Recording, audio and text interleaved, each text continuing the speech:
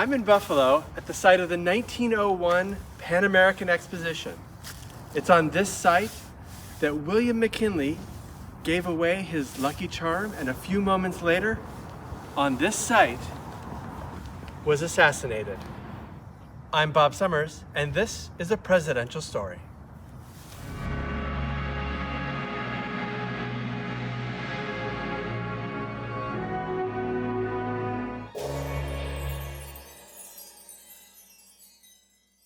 It all started during the election of 1876.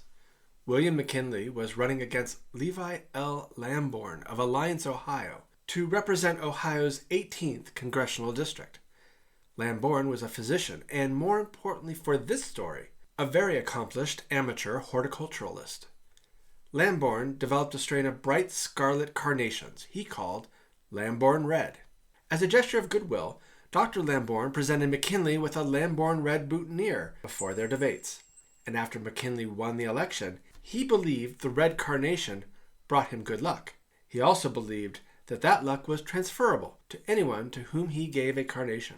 McKinley began to regularly wear a single red carnation in his lapel, and was known to take the flower from his lapel and give it to admirers, although he would replace it as quickly as possible. Sometimes he would wear 100 flowers in a single day. After moving into the White House, he presented visitors with a carnation from a bouquet he kept on his Oval Office desk. In 1901, McKinley was slated to greet visitors at a reception at the Pan-American Exposition in Buffalo, New York. This reception was slated to take place in the Temple of Music building, but the president's team was nervous about it. They tried to cancel the event twice, but the president kept adding it back to the schedule. On Friday, September 6th, McKinley was shaking hands with visitors in the receiving line where he met 12-year-old Myrtle Ledger, who asked if she could have his flower. As told many years later, Myrtle recalled that President McKinley said, "I must give this flower to another little flower," and he removed the carnation from his lapel and presented it to her. But he did not immediately replace it. Several handshakes further down the receiving line, McKinley came face to face with Leon Czolgosz, who shot McKinley twice. William McKinley died 8 days later from gangrene. And what happened to Myrtle's red carnation? It had been pressed and kept in her family Bible. After 25 years and several household moves later, it had crumbled into dust. Speaking of crumbling to dust, the Temple of Music, like other plaster buildings built for the exposition, was torn down in 1902.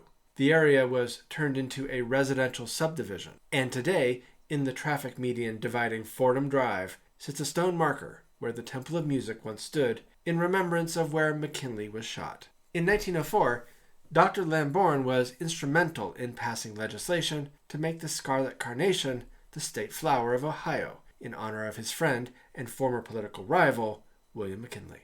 Today, over 120 years after his presidency, January 29th, McKinley's birthday, is known as National Red Carnation Day.